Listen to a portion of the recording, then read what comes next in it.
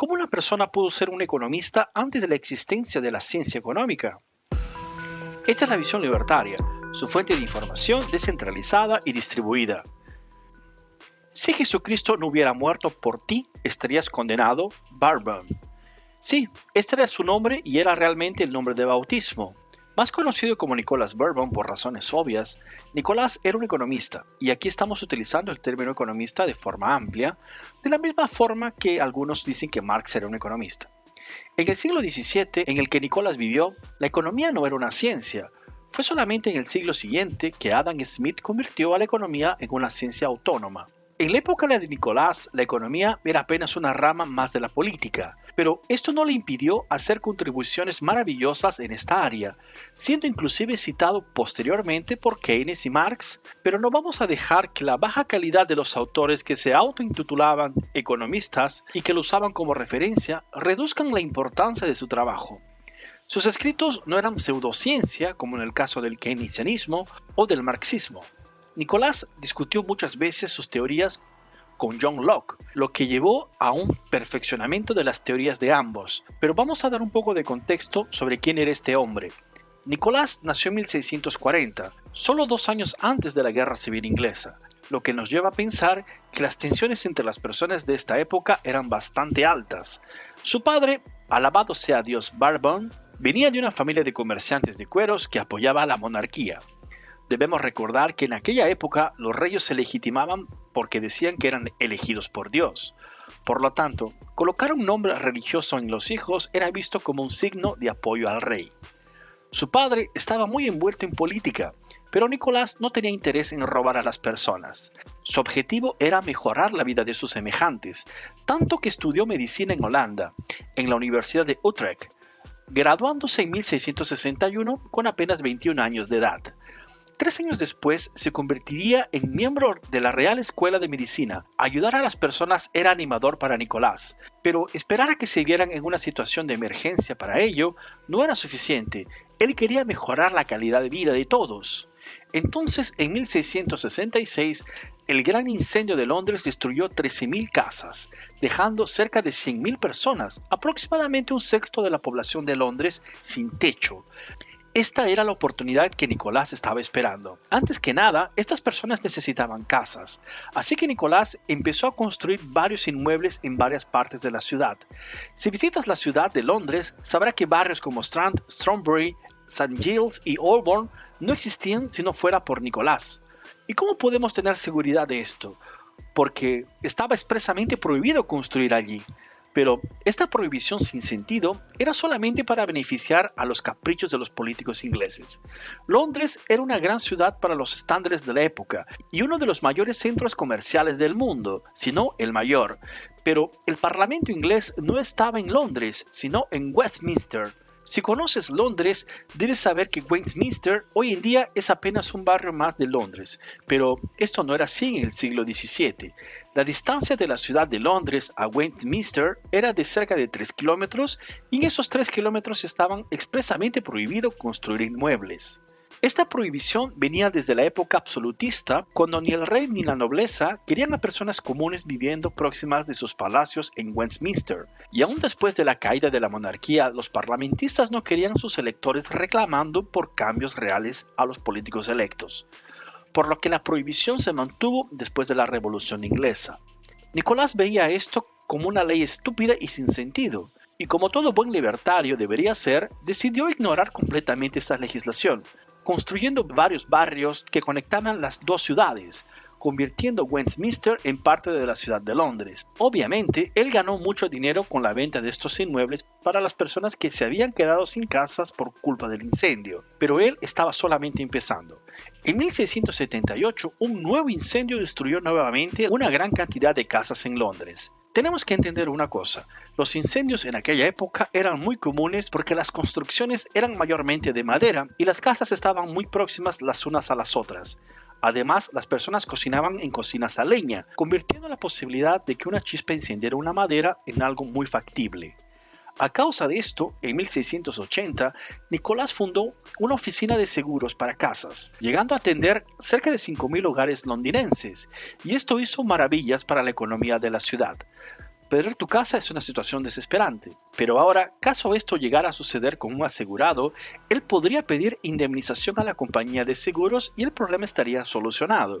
De esta manera, muchas personas pagan, algunas nunca llegan a hacer uso del seguro y si alguien tuviera su casa consumida por las llamas, tendría un bote salvavidas a su disposición.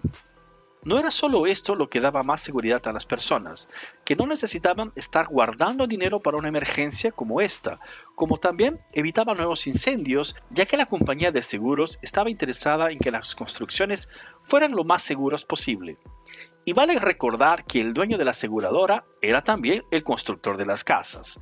Nuevamente, Nicolás había mejorado la vida de muchas personas, haciéndose más rico durante el proceso.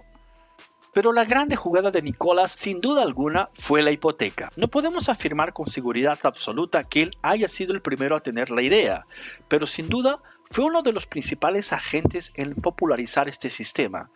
Antes de continuar, tenemos que explicar qué es una hipoteca. Digamos que quieres comprar una casa. Para esto sería necesario guardar una gran cantidad de dinero por un largo periodo de tiempo, ya que el valor de una casa no es una cantidad fácil de obtener. Entonces, hasta que consigas comprar la casa, este valor queda retenido fuera de la economía. No harías inversiones a largo plazo con este dinero porque no sabrías cuándo irías a tener lo suficiente para comprar el inmueble. Además, tener una casa es algo importante. Las personas quieren tener donde vivir lo más rápido posible, en lugar de esperar a juntar el dinero suficiente para comprar el inmueble. A causa de esto, surgió el financiamiento. En términos muy simples, el banco le paga al propietario del inmueble el valor que éste pide y tú le pagas al banco en cuotas con intereses posteriormente, mientras ya estás viviendo en la residencia. De esta manera, el problema de la falta de vivienda sería solucionado de inmediato, mientras que el antiguo dueño recibe el dinero de inmediato del banco y el banco obtiene ganancias con la transacción.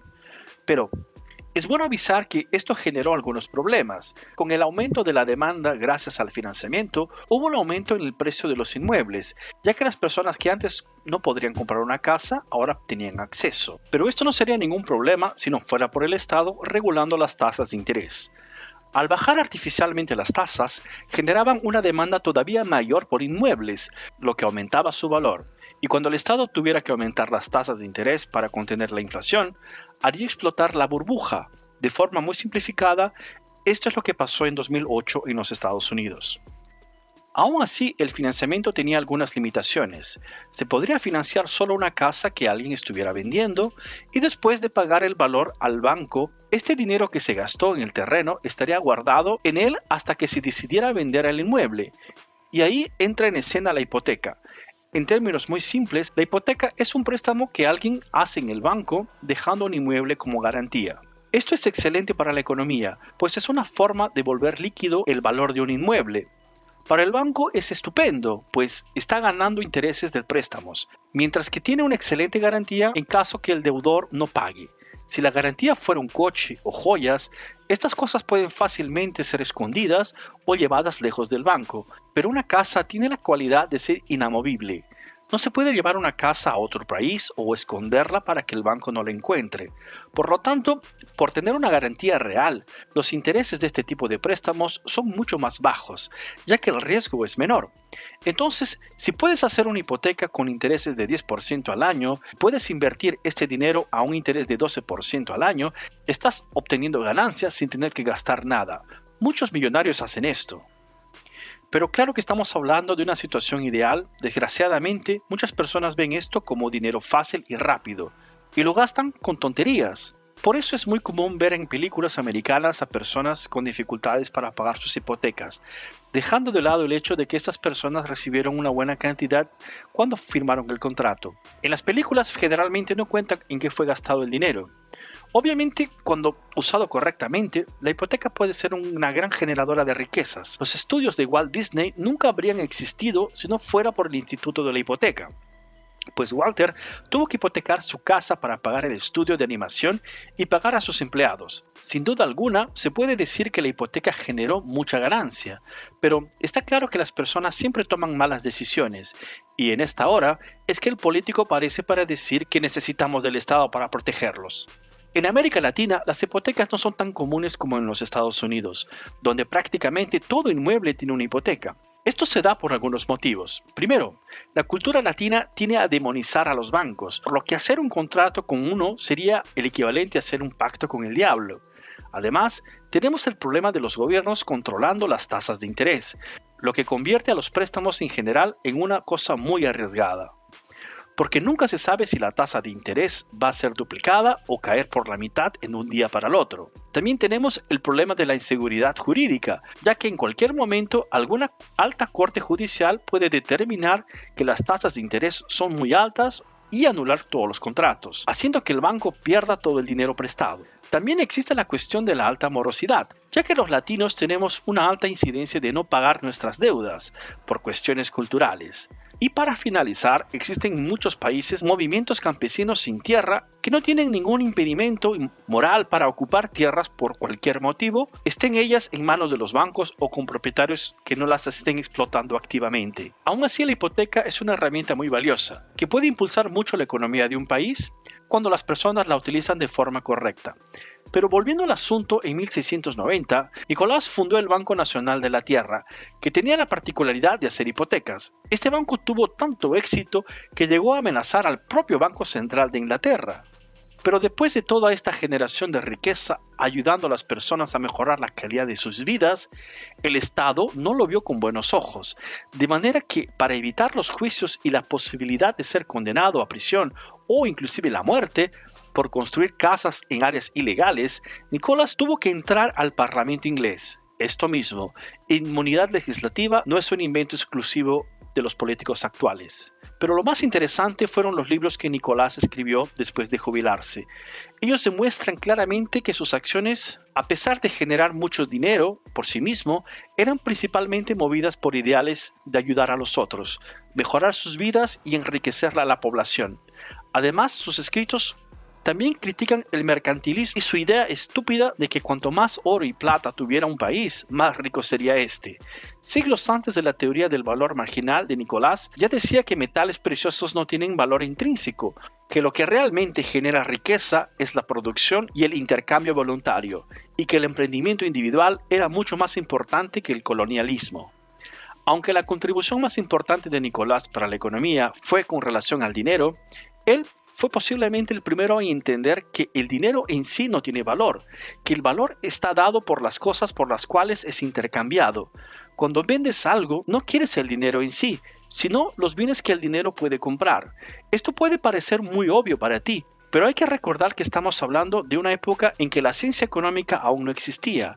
Cosas como el oro y la plata, que eran utilizados para la fabricación de monedas, no tenían valor propio, sino que tenían el valor que el mercado les daba a estos metales. Nicolás decía que el valor del dinero era simbólico. Entonces el dinero no necesitaba ser hecho de metales preciosos. Lo importante era que fuera fácil de transportar, altamente fraccionable y que permitiera comparar el valor de los bienes. El dinero no necesita ser una moneda de oro. Podría ser Bitcoin, por ejemplo. O esto diría si viviera actualmente. Recuerda que estamos hablando de casi 400 años atrás. En aquel entonces el dinero de papel era la tecnología disponible. Y como todo buen entusiasta de la innovación, es muy probable que él apoyara la innovación tecnológica. Gracias por su audiencia. Este artículo fue escrito por uruguayo anarcocapitalista en Brasil, revisado y narrado por Fernando Medina.